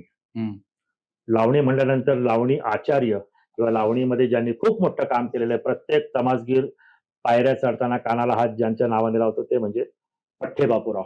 आणि आपल्या एका गणामध्ये ते म्हणतात, श्रेष्ठ वर्णमी ब्राह्मण असू दे, पठ्ठे बापूराव कुलकर्णी आडनाव त्यांचं, श्रेष्ठ वर्णमी ब्राह्मण असूनही सोवळं ठेवीला घालून घडी, हाती धरली मशाल तमाशाची, लाज लाविली देशधडी. आणि पुढे तो सगळा गण येतो. तर त्या पठ्ठे बापूरावांच्या लावण्यात पुष्कळ लावणी म्हणजे लावण्यवती, सुंदर शब्द. एखादी स्त्री गोकुळातून दही विकायला म्हणजे लावण्यवती, सगळे काव्य हे लावण्यमयच आहे. काव्य असं ओबडधोबड नाही, जे आपण बोलतो हे काव्य नाहीये. काव्याला एक ढाचा असतो, मीटर असतं. हा, श्रावण माशी हर्ष मानसी हिरवळ दाटे, तो हे काव्य झाले हे. आणि मी आता बाजारातून आलो, बाजारात पाठवलं होतं मला चिक्कू आणायला, चिक्कू नव्हते, हे काव्य नाहीये, हे बोलणं झालं. पण कवी हे काव्यामध्ये सांगू शकतो. लावण्यवती. तर गवळण म्हणजे काय? तर गवळण ही गवळणी ज्या होत्या किंवा गोपिका ज्या होत्या, या अशी एक संकल्पना आहे किंवा असं सांगितलं जातं. खूप वर्षापासून मी पण ऐकतो. आळंदीत मी 30 वर्ष राहिलो. मोठे मोठे कीर्तनकार जुने, म्हणजे त्या 40 वर्षापूर्वी जे कीर्तनकार साठीच्या पुढे होते, अशा 5-6 कीर्तनकारांकडून, नामवंत यांच्याकडून मी ऐकलं की गवळणी ज्या होत्या यांना पक्क माहिती होतं की सावळं निर्गुण निराकार परब्रह्म हे भगवान श्रीकृष्ण म्हणून आलेले, हे गवळ्याचं पोर नाही. आणि मग ती जी भक्ती आहे, मी दासी तुम्ही माझे स्वामी, असं म्हणून ते वर्णन सगळं केलेलं आहे. त्याला जेवायला घाला, त्याला जे काय असेल ते लाड कौतुक करा, म्हणजे शृंगारिक भाव त्याच्यामध्ये येतो. असं काव्य. परत ते म्हणण्याची एक धाटणी आहे. मग अशी गाण्याची धाटणी मी दाखवली, पोवाड्याची आपण मिळवणीची चाल पाहिली, लावणीच्या बालेगाठी लावली, अंधारातली लावणी, घोड्यावरची लावणी, अशा भरपूर लावणीचे प्रकार आहेत. तसं गवळण म्हणण्याचा आपण एक धाटणी किंवा एक स्टाईल आहे त्याची. वृंदावनी वेणू वेणू वृंदावनी वेणू, वृंदावनी वेणू वेणू वृंदावनी वेणू, वेणू कवणाचा माय वाजे, वेणू नादे गोवर्धन गाजे, वृंदावनी वे, ही एक लावणी असेल. किंवा गाई गोपाळ यमुनेच्या तटी, ओ गाई गोपाळ यमुनेच्या तटी, येती पाणी मिळून जग जेठी. अशी ढंगदार चालीमध्ये थोडी धावती चाल असते, खूप छान त्याचं मिश्रण केलेलं असतं आणि लोकांच्या मनाला हात घालणारं हे काव्य आणि गायन प्रकारे, ज्याला गवळण असं म्हणतात. सर, आपण एवढी म्हणजे विविध व्हरायटी तुम्ही आपण लोकगीत लोकसंगीताची सांगितली. माझे स्पेसिफिक 2 प्रश्न आहेत तुम्हाला. ऍज अ स्पीकर आजच्या काळामध्ये जर ही लोककला जर मला शिकायची झाली, तर ही प्रोफेशन म्हणून मला चान्स आहे का, की मी याला प्रोफेशन बनवू शकतो माझं? कारण की आजचा तरुण वर्ग आहे, तो काय म्हणतो, की मी इंजिनिअरिंग करीन, डॉक्टर करीन किंवा काय शिक्षण घेईन. त्याच्यानंतर मला हे नोकरी लागेल, एवढे पैसे मिळतील आणि त्याच्यानंतर माझं घर असं चालेल. बरं. तर हे ऍज अ प्रोफेशन जर म्हणून मी करायचं झालं, तर करू शकतो का? हा पहिला प्रश्न. बरं. आणि दुसरा प्रश्न, या लोकगीत लोकसंगीतांचा जे ऐकायला जे श्रोते येतात, जे ऑडियन्स येतो, त्यांच्या आयुष्यात कसा परिणाम पडतो? म्हणजे माझे दोन्हीच्या साईडनं प्रश्न आहेत. स्पीकरचा काय फायदा होईल हो. आणि ऑडियन्सचा काय फायदा होईल? बरोबर. हे दोन्ही आपण थोडस एक सांगा. नक्की. प्रश्न अतिशय उत्तम आणि खरं तर हा आपल्या आजच्या पॉडकास्टचा किंवा मुलाखतीचा गाभा आहे. मी म्हणेन की ऍज अ प्रोफेशन पूर्वीच्या काळी हे खूप अवघड होतं, कारण घरातूनच याला तशी परमिशन नसायची. एक त्यात जे विषय होता, संगीताला तसा मान नव्हता. 31-40 म्हणजे मी जेव्हा यात पदार्पण केलं त्यावेळेस पोरगं वाया गेलं आणि सिंपल भाषेमध्ये लग्नाच्या बाजारात काय करतात, म्हणजे जे स्थळ आहे, मुलगा काय करतो, तो तबला वाजवतो, पहिली फुली, तो गातो फुली. कारण कलाकारांनी काही लफडी करून ठेवली, व्यसना करून ठेवली, सगळे नाही, 100त 10-20 आहेत. खास करून साथीदार जे आहेत, कारण ते खूप इमॅच्युअर अशिक्षित अशा घरातून येतात, परंतु त्यांच्याकडे खूप टॅलेंट आहे. त्या टॅलेंटचा चांगला विनियोग न झाल्यामुळं आणि त्याला तत्वज्ञान अध्यात्माची बैठक नसल्यामुळं ते घसरू शकतात. तुम्हाला आज जर 5,000 रुपये तबला वाजवायची मिळाले आजच्या दिवशी, आठवड्यातून 2 कार्यक्रम आहेत, महिन्यातून तुम्हाला 8 कार्यक्रम आहेत, किती झाले? लाखांमध्ये तुम्ही जाऊ शकता. 40-50 हजार झाले. घर चालवायला भरपूर झाले. हे पण पार्ट टाइम, कारण की तुम्हाला 12 तासाची संध्याकाळी ड्युटी नाही, कार्यक्रम, संध्याकाळचे संध्याकाळी कार्यक्रम. तुम्ही क्लासेस चालवू शकता. बरोबर. पण हे मिळालेले पैसे, त्याचा विनियोग, इन्व्हेस्टमेंट बाकीच्या गोष्टीसाठी सोडून तुम्ही जर चौफुल्याला जा, खा प्या, घालवून टाका, तर हे नाही होणार. कोविडमध्ये मला खूप आमच्या कलाकार मित्रांचे फोन आले की गुरुजी क्या कर रहे हैं? मतलब बेटा हूँ, क्या करेंगे, बाहर जा नहीं सकते, कुछ मदद हो सकती है क्या? बोला आओ खाना खाने आओ. नहीं नहीं, आपके पास आके क्या कर, ह्याचा अर्थ कळला.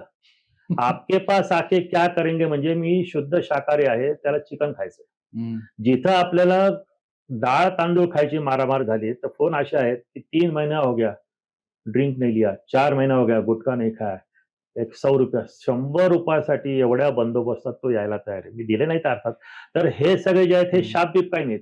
डोळसपणे तुम्ही जर बघितलं की मी आज भाड्याच्या घरात राहतोय, माझं घर पहिलं व्हायला पाहिजे, मला 2 मुलं आहेत, एकाला मी चांगल्या शाळेत घातलंय, दुसऱ्याला पण तेवढी 30,000 फी भरायची. तर तुम्ही पैशाचा विनियोग चांगला केला, जो मी केला.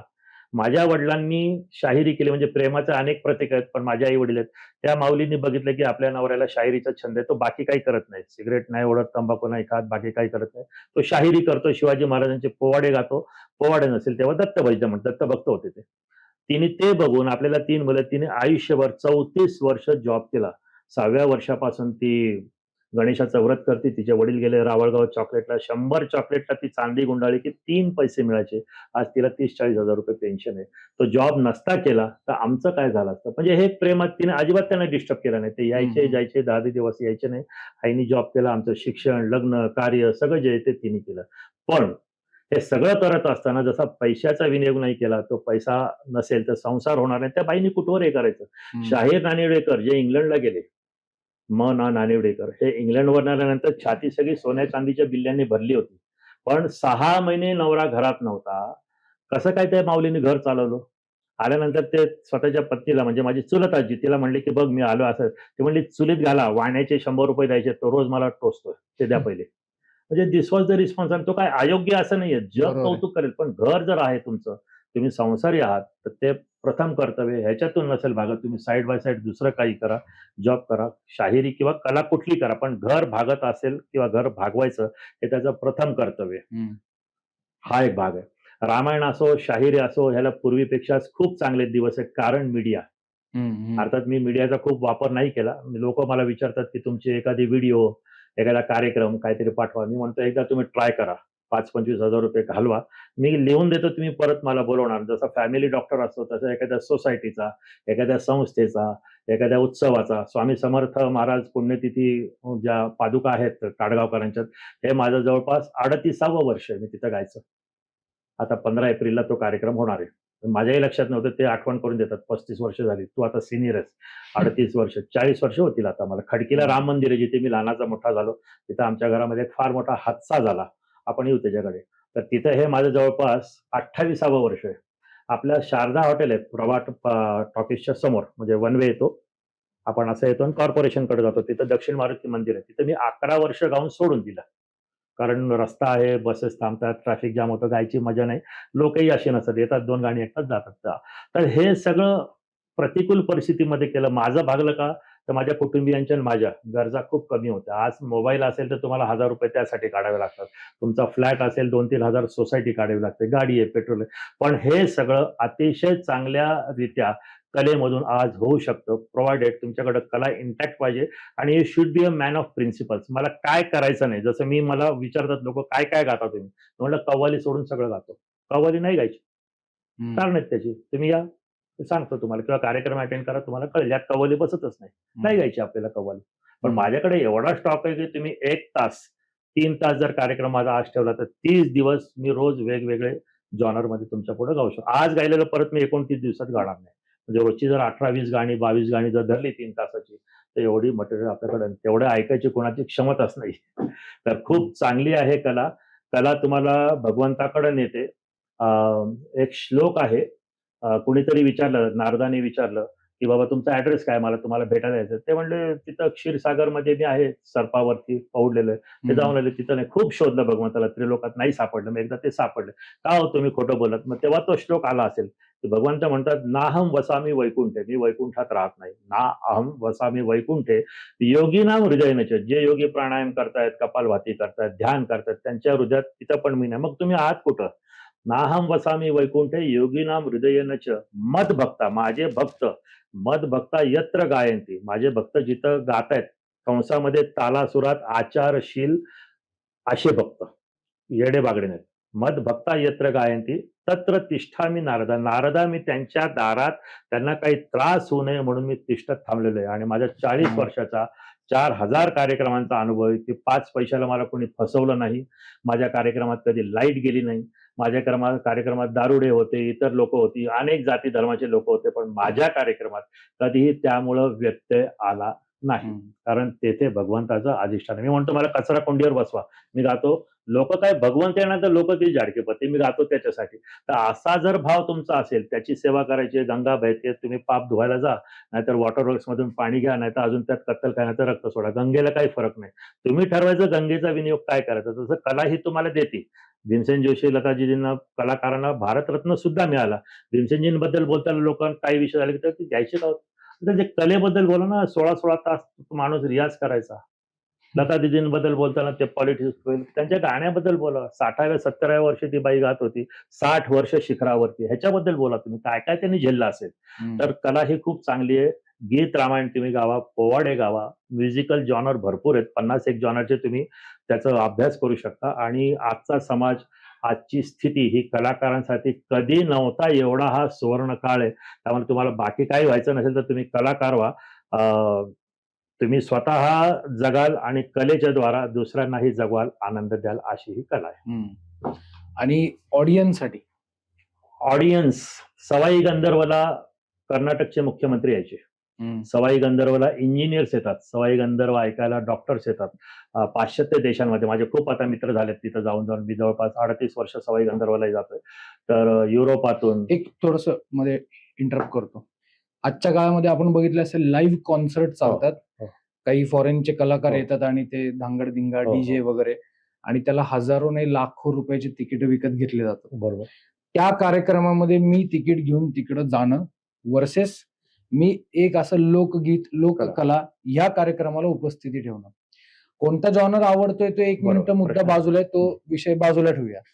पण माझ्या चैतन्यामध्ये काय फरक पडतो खूप फरक पडतो. याचं एक मला एक तो जो आहे फॉरेनर लोक गिटारमध्ये रॅप रॉक किंवा जे काही आहे गाणं, मलाही जास्त त्यातलं कळत नाही, मी कधी त्या वाटी गेले, पण एक तात्कालिक असतं.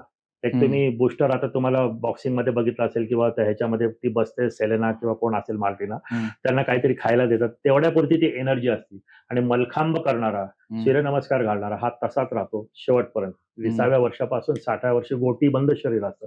याचा जो आनंद होतो, याचा जो बोध होतो आणि याचा जो सेल्युलर लेवलला परिणाम होतात स्वरांच्या आराधनाचे. भीमसेन जोशींची अभंगवाणी कधी आली होती बघा ना, त्याला जवळपास 40-45 वर्ष, अजूनही ती ऐकली त्या अंगावरती रोमांच उभा राहतं. आणि नाझिया हसन का कोणतरी होती, आप जैसा कोई मेरे, ते आज ऐका ते लगेच बंद करतो माणूस. शांताबाई कुठे गेलं? तर तात्कालिक प्रभाव आहे तो आहे त्या विषयाचा. आणि त्याला जर अभिजात शास्त्रीय संगीताची किंवा सुरांच्या आराधना म्हणजे गाणं, तुम्हाला आवाराव हे भैरवी रागात, लोकांना माहित नाही भैरवीचे स्वर आहेत ते. कुठल्याही गाण्याला 4 स्वर आले की राग तयार होतो. ज्ञानी याला तो माहिती असतो आणि तो असाच गातो, त्याला माहित नसतं. तर त्याला ज्यावेळेस सुरांचं परफेक्शन येतं, त्यावेळेस तो आतमध्ये तुम्हाला प्रकाश किंवा आनंद जो देतो, तो आनंद तुम्हाला अपलिफ्ट करतो, इंट्रोवर्ट करतो. आणि तुमच्या आत्मय चैतन्याकडे तो जर तो ऑरामध्ये पेर झाला तिथं तो, तर चैतन्य असलं तुम्ही ऊर्जेने न्हावून निघता. म्हणजे ऊर्जा जी सुकते ती मोठी होते. मगाशी मी सांगितलं की सवाई गंधर्वाला जी लोक येतात किंवा हे येतात, हे प्रोग्राम असे बनवतात की सवाई गंधर्व डिसेंबरमध्ये असतो, नोव्हेंबरमध्ये असतो, तेव्हा हे येतात की ते मला ऐकता यावं. का बरं ते येतात? बाकी का नाही ते करत? तर त्यांना कळून चुकलेले आहे की अभिजात शास्त्रीय सुरांची आराधना, तो साधक कलाकार नाही येतो तिथं, साधक म्हणून बसतो आणि स्वरांच्या ह्याच्यामध्ये तो डुंबला की आपण पण त्या भाव समाधीमध्ये आपण पण जातो आणि समाधीमध्ये तुम्ही ऊर्जेशी पेर होता, लिंक आजच्या होता. काळामध्ये डिप्रेशनची ट्रीटमेंट खूप घेण्यासाठी लोक सुंदर. डॉक्टरकडे जातात, औषधं घेतात. मी असं म्हणू शकतो का की हे 3 तासाचा कार्यक्रम जर तुम्ही ऐकला डिप्रेशन मधून बाहेर यायला तर उत्तम नक्कीच तुम्हाला treatment याचा आहे. डिप्रेशन मधून बाहेर यायला फायदा होईल. नक्कीच होईल. मी सांगितलं की सगळ्या प्रकारचे लोक गाणं ऐकायला येतात, पण कुठला गायक कधी एखाद्या इंजिनियर्सच्या फोरमला गेलाय, डॉक्टरांच्या संमेलनाला गेलाय, हे लोक काय येतात तिथे? सवाई गंधर्वला किंवा ऑर्केस्ट्राला किंवा काही काही डॉक्टरांशी पण आजकाल ग्रुप झालेले आहेत, फक्त डॉक्टर लोकच कार्यक्रम सादर करतात. एस एम जोशीला असेल, निवारेला असेल, 16-16, 20-20 MD डॉक्टर जे दिवसाला लाखो रुपये करतात, ते फक्त गाण्याचे कार्यक्रम करतात, महिना रिहर्सल करतात. का? तर नुसती कला म्हणून नाही, ते करण्यामध्ये जो शीण त्यांना त्या प्रोफेशन मधून येतो, जो स्ट्रेस येतो, तो 2 तासाचं एक गाणं बसवताना क्लिअर जातो. होतो. आणि का जातो? तर गाण्यामुळे जात नाही. जाने कहा सारे ग पद सा, हा शिवरंजनी राग आहे. त्या रागाचे स्वर ज्यावेळेस तुम्ही गाता, त्यावेळेस ते त्या केंद्रांवरती परिणाम करतात आणि जो डिप्रेस झालेला असतो तो असा बसतो. ऊर्जावान होतो. दुर्गाचे स्वर घेताना माणूस अग्रेसिव्ह होतो. दरबारीचे स्वर ऐकल्यानंतर मालकवंशी स्वर, ज्ञानियांचा राजा गुरु मारा, हे शब्द काढण्याचं एक स्ट्रक्चर होतं. हे स्ट्रक्चर स्वरांचं आहे, ते कुठेतरी काम करतं. आणि ते हिंदुस्थानी संगीतात किंवा आपल्याकडे आहे, इतरत्र ते असेल, पण इथं खूप ते रिफाईन करून आपल्याला दिलेलं, म्हणून ते आपल्यावरती जास्त परिणाम. डिप्रेशन असो, मरगळ असो शरीराची, मनाची, अजूनही काही सूचना असं होतं, माणूस हँग होतो, लॉक होतो. तर त्याच्यासाठी पण तुम्ही तासभर नुसता तानपुरा जरी ऐकला किंवा काही स्वर संतूर ऐका, बासरी ऐका, तुमचा ब्लॉकेज निघून जाणार. हा माझाही अनुभव. मी स्वतः कलाकार आहे, मी गातो, पण कधी कोणाचे पैसे विचारले, उद्याला मला ₹1,00,000 द्यायचे, तर आज उद्याला माझे ₹1,00,000 यायचे, तर आज माझ्याकडे ₹10 आहेत. आता ते नाही आले तर एक थोडं माणूस म्हणून होतं, किती आपण भगवंतावर विश्वास ठेवला तरी त्या मधल्या पिरियडमध्ये असं एखादी सुरावट ऐकून जातो, होऊन जातं काम. हा, बसून राहत नाही. वा, नक्कीच. आता आपण एक शेवटच्या विषयाकडे येऊया. मगाशी आपलं एका गोष्टीवरती डिस्कशन झालं होतं की आज हिंदू धर्मावरती अनेक संकट आली आहेत आणि हिंदू धर्मातल्या लोकांना खोटी माहिती सांगून, नरेटिव्ह सांगून वेगवेगळ्या धर्मातली लोक कन्वर्ट करायचं काम करत आहेत. आणि असाच एक प्रसंग आपल्याही जीवनामध्ये बरोबर खूप ज्याचा इम्पॅक्ट झालेला आहे. बरोबर. तर त्या प्रसंगाची जर आपण माहिती सांगू शकले आणि त्याच्यामधून नक्की आपल्या समाजाला थोडंसं प्रबोधन होऊ शकलं तर नक्कीच आपण कृपया त्याची माहिती सांगा. कन्वर्ट करणं म्हणजे कुणीतरी कुणाला तरी कन्वर्ट करतोय, हा माणूस याला कन्वर्ट करतोय, हे दोघं मिळून कुठल्याही धर्माचा असू दे, कुठल्याही धर्मातला माणूस कुठल्याही धर्मात गेला, दिस इज डिसमॅन्टलिंग इंडिया. भारताचं विभाजन करणं किंवा भारत मातेविषयी गद्दारी करणं. कारण कन्वर्ट झालेला माणूस त्याच्या, माझी निष्ठा आज पंढरपूरला आहे, माझी निष्ठा आज कैलास मानसरोवरला आहे, माझी निष्ठा आज अमरनाथला आहे, माझी निष्ठा आज बद्रीनाथ स्वामी मंदिरापाशी आहे, माझी निष्ठा नवनाथांपाशी आहे, 12 ज्योतिर्लिंगापाशी कन्वर्ट झालेला माणूस ह्याची निष्ठा कुठं असेल सांगा तर.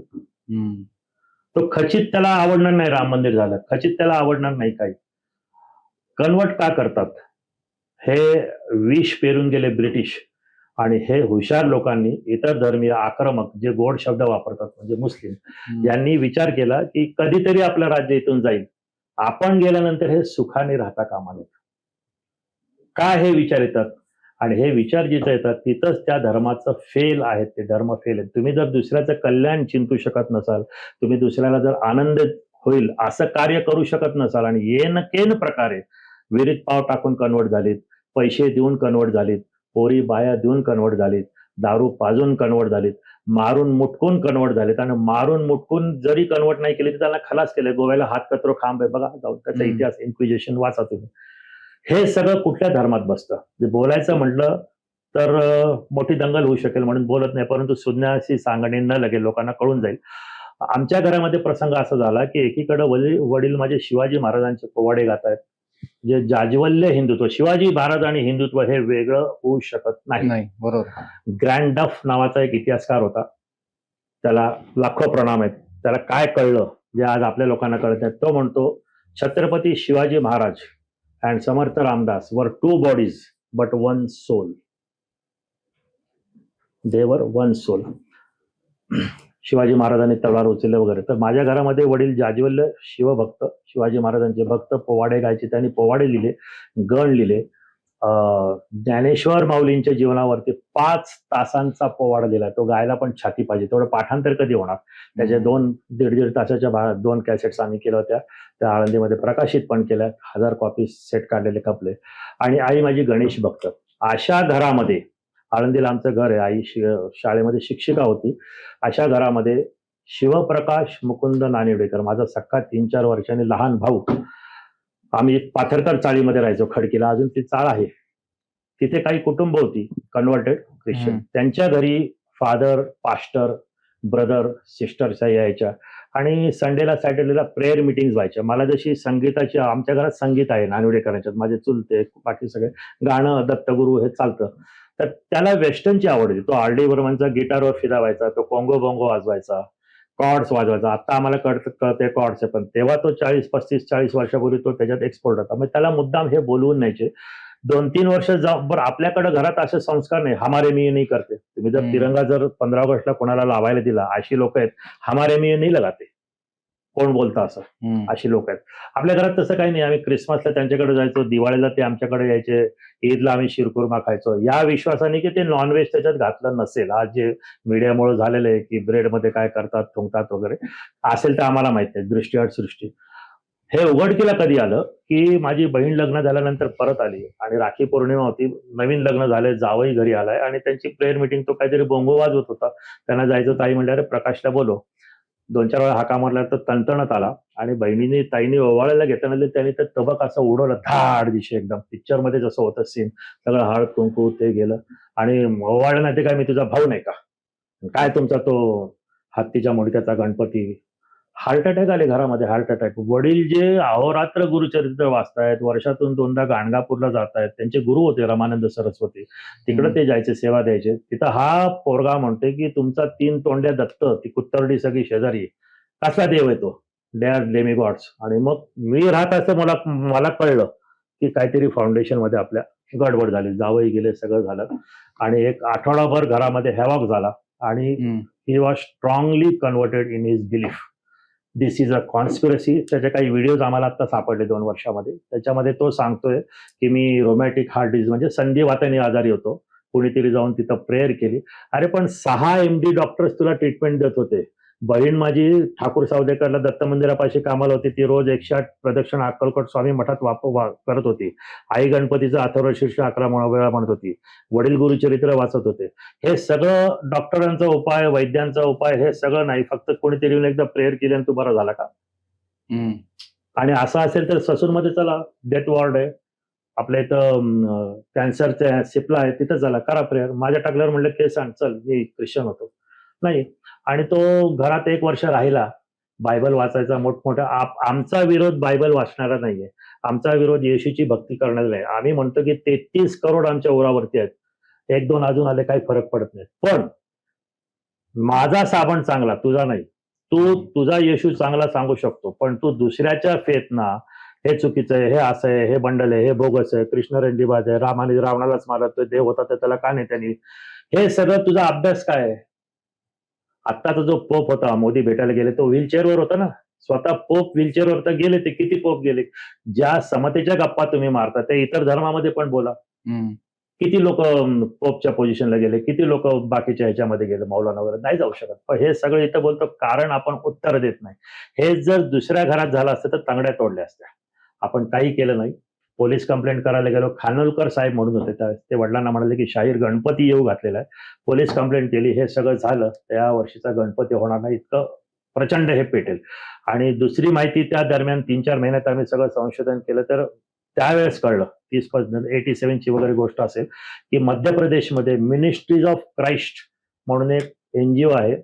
भारताचं अर्थ खातं जे आपला संकल्प सादर करतं, त्याच्यात दसपट रक्कम बाहेरून येते टू कन्वर्ट भारतीय टू ख्रिश्चन. त्यामुळे हे तुम्ही जाणार कुठे? चौकीत नगरसेवकाचा फोन येईल, आमदार असेल, खासदार असेल, काही होणार नाही, ते तुम्हाला आत टाकतील.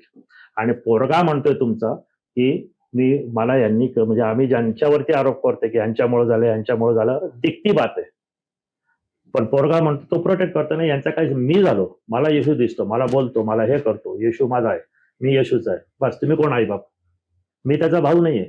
मुकुंदरावांचा मुलगा म्हणून मी I am his brother in Christ. बर, असं एक फिलॉसॉफी.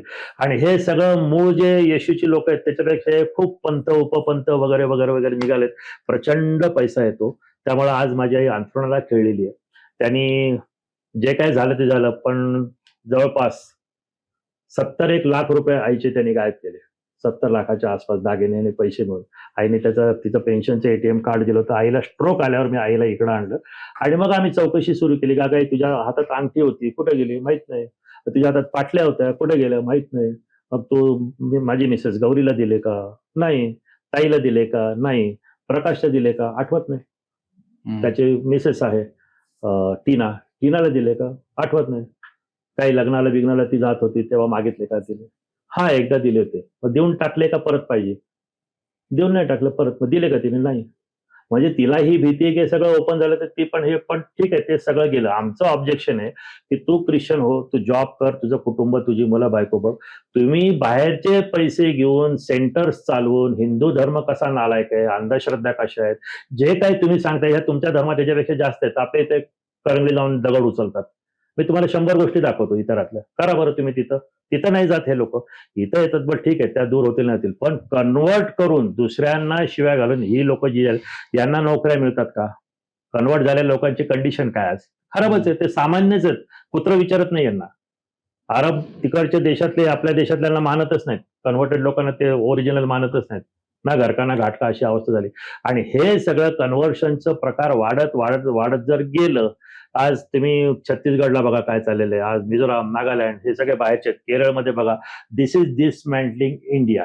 आपण लोक जास्ती आहोत. आपण म्हणजे विष्णूला दशावतार मानणारे, शंकर भगवानाला मानणारे, तुळजाभवानीला मानणारे, शिवाजी महाराजांना मानणारे, धर्मवीर संभाजी महाराजांना मानणारे आपण लोक आहोत. म्हणून ही बाबासाहेब आंबेडकरांची घटना, हे सगळं चाललेलं आहे. ज्या दिवशी ही लोक जास्त होतील, ती जी काय फिगर आहे, मॅजिक फिगर, सरकार करण्यासाठी 275 किती लागतात, ती 272 ती लोकसभेत त्या 260ला जरी आले, तर माझा असा अंदाज आहे की हे लोक हे सगळं जाळून टाकतील आणि आयदर दिस ऑर दिस हे रूल लागू करतील. हे व्हायचं नसेल. म्हणजे म्हणून मी कव्वाली गात नाही, मला कव्वाल गायक व्हायचं नाही, म्हणून मी हे करतो. आणि माझी आई जशी आज खेळली आहे, म्हणजे तिची वाट बघते ती. या 3 वर्षात हार्डली 2-3 वेळा तो चिरंजीव तिला भेटायला आला नाही. काय तिला वाटत असेल, लाडका होता तो डॉक्टर शेंडेफळ, तो येत नाही. तिचा जीव त्याच्यात अडकलाय, तिचा जीव गणपतीमध्ये अडकला. आणि एक खंत आहे मनामध्ये की मरायच्या, डोळे मिटायच्या आधी तरी त्यांनी परत यावं, शंकराला नमस्कार करावा, गणपतीची आरती अटेंड करावी. ते होणार नाहीये.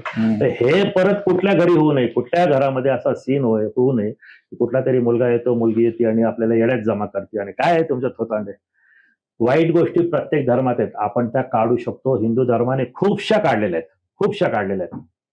अजून काही असेल त्याही जातील, पण त्याच्यावर कन्व्हर्शन हा उपाय नाही. मी म्हणतो उद्या सगळं जग ख्रिश्चन झालं, प्रॉब्लेम सुटणार आहेत. मी क्रिसमसमध्ये जर्मनीला गेलो होतो, चर्चेस ओस पडलेले आहेत. जर ख्रिश्चन धर्म एवढा चांगला होता तर का नाही चर्चेस फुल? 25 डिसेंबरला चर्चेस मोकळे आहेत. 6 राष्ट्रांमध्ये मी फिरून आलो. सगळं जग उद्या इस्लाम झालं, इस्लामिक झालं. काय कंडिशन आहे तिथं? इस्लामिक देशांच्या तर बघा काय कंडिशन आहे. ऑइल संपू दे, मग काय होतंय बघा तुम्ही. सगळं जग उद्या हिंदू झालं, काय सगळे प्रॉब्लेम राहणार आहेत. राम होता, वानर होता, तो नरच होता, हा वानरच होता, तरी पण तो जो सेतू होता भाईचाऱ्याचा, प्रेमाचा, हा सेतू एकमेकांना रिस्पेक्ट देऊन, एकमेकांना स्पेस देऊनच होणार आहे. बंदर का हे मेरी लाल विनाश आहे. मग कधी ना कधीतरी मग ती गाडी तिथं जाणार आहे आणि ती नक्कीच जाईल. कारण तेव्हा महाभारताला खूप काळ जावा लागला होता, आता खूप स्पीडमध्ये ते होणार आहे. कारण मीडिया पण आहे. आणि म्हणून या सगळ्या बॅकग्राऊंडवर याला उत्तर काय तर संगीताची आराधना करा. डोळसपणे तुम्ही घटनांकडे बघा, आपला इतिहास बघा. मोहम्मद घोरीला ज्या चुका केल्या, संताजी धनाजी औरंगजेबाच्या की तो नमाज पडतो सोडला, तिथंच हाणायचा होता त्याला. कळस कापून काय करणार आहे तुम्ही? किती वेळा त्याला सोडला, सोरटी सोमनाथ 17-21 वेळा लुटला. काय करत होते लोक? अरे तो गेलाय 6 वेळा, परत येणार. 10व्यांदा तुम्ही तयार पाहिजे होता. तर ही चूक आत्ताचं प्रशासन आपलं नेतृत्व करणार नाही. They are ready. बस तुम आंख उठाव, ठोक देंगे. पॉडकास्टच्या आपण शेवटच्या भागात येऊयात. एक आपल्याला विनंती आहे की एक सुगम संगीतामधला जर आपण एखादा छोटासा अंश नक्कीच. सादर करू शकले तर त्याने जसं आपण ज्ञानेश्वरीच्या शेवटी पसायदान मागितलंय ज्ञानेश्वर महाराजांनी. आता विश्वात्मके देवे. तो आता शब्द हा 9000 ओव्या आणि पसायदानाला कनेक्ट करतो. आता म्हणजे काय की मी या गीतेवरती एवढं विवेचन केलं, एवढं सांगितलं, विस्तार करून समजावून सांगितलं. याने जर सद्गुरू राया म्हणजे निवृत्तीनाथ थोरले बंधू, तुम्ही जर संतुष्ट झाला असाल तर मला प्रसाद द्या. काय मागितलं त्याने? ते पसायदान आहे की 2 जीवांमध्ये म्हणजे नुसतं नर माणूस नाही तर दुष्ट आणि ह्याच्यात मैत्री राहू दे. चंद्रावरती काळोख किंवा एक डाग आहे तो आपल्या ह्या जीवनात नसावा असं सगळं त्यांनी मागितलंय. त्याच लेवलचं मागणं रामरायाकडं समर्थांनी मागितले शिवाजी महाराजांनी देह ठेवल्यावर, की काही धर्मकार्य रामाच्या कृपेने करता आलं. पण आता तसं करायला पुढे काही स्कोप नाहीये. कारण कुणाकडे बघून करू? तर हे तुझीच माया आहे, तुझा तू सावर. कल्याणकरी देवराया रामदास स्वामींचं खूप सुंदर आहे. कार्यक्रमाचा शिरस्ता असतो की गणपतीच्या याने सुरुवात आणि शेवट भैरवीच्या स्वरांनी. सुदैवाने हे भैरवीच्या स्वरांमध्येच कंपोज आहे. गडावरती रोज संध्याकाळी गातात. श्रीराम श्रीराम श्रीराम कल्याण करी देवराया राम राया. कल्याण करी देवराया. कल्याण करी देवराया राम राया. कल्याण करी देवराया. जनहित विवरी जनहित विवरी जनहित विवरी. कल्याण करी देवराया राम राया. कल्याण करी देवराया. तळमळ तळमळ तळमळ तळमळ होतची आहे, होतची आहे. तळमळ तळमळ होतची आहे, होतची आहे, होतची आहे. तळमळ तळमळ होतची आहे, होतची आहे. आता नदी उरी दयाळा. आता नदी उरी दयाळा. कल्याण करी देवराया राम राया. कल्याण करी देवराया. दास म्हणे आम्ही केले पावलो, केले पावलो. दास म्हणे आम्ही केले पावलो, केले पावलो. दयेसी नाही सरी, दयेसी नाही सरी दयाळा. कल्याण करी देवराया राम राया. कल्याण करी देवराया. श्रीराम जय राम जय जय राम. श्रीराम जय राम जय जय राम. श्रीराम जय राम. श्रीराम जय राम. श्रीराम जय राम. श्रीराम जय राम. खूप सुंदर. ओम सहनावतु सहनौ भुनक्तु सह वीर्यं करवावहै तेजस्विनावदितमस्तु मा विद्विषावहै. ओम शांती शांती शांती. वैदिक साहित्यातला हा श्लोक सगळ्यात चांगला मला आवडतो, कारण आपण दोघं अपग्रेड होऊ. मी जर तुमच्याकडून काही ज्ञान घेतलं असेल, तुम्ही वर होता मी खाली होतो. तुम्ही जर माझ्याकडून काही ज्ञान घेतलं असेल, मी वर होतो मी देणारा होतो तुम्ही घेणार होते. आपण दोघं एका लेवलला आल्यावर प्रॉब्लेम होतात. तर दोघंही आपण उत्क्रांत होऊ, दोघं आपण एकत्र जेऊ, ज्ञान घेऊ, ज्ञानी होऊ, सगळं घेऊ. हे सगळं जरी झालं, आपण एका लेवलला आलो, समताकदीचे झालो, तरी आपण एकमेकांवर अटॅक करणार नाही. आपल्या विषयीचा एकमेकांचा प्रेमभाव, तो प्रेमाचा धागा तसाच राहावा. आपण शांतपूर्ण जीवन सांगावं, असा हा श्लोक आहे. खूप सुंदर. खूप खूप धन्यवाद सर. पुढच्या एपिसोडमध्ये आपण नक्कीच या सगळ्या लोककलांबद्दल अजून माहिती घेऊया. आणि हा आपला शेवटचा एपिसोड नाहीये, पहिला एपिसोड आहे. सुरुवात आहे. आपण नक्कीच काही महिन्यांनी याची पुढची आवृत्ती आपण आणूया. खूप खूप आपण मला संधी दिली, तिथं विश्वास ठेवून बोलवलं. आशा आहे त्या विश्वासाला मी सार्थ पार्थ उतरलो असेल.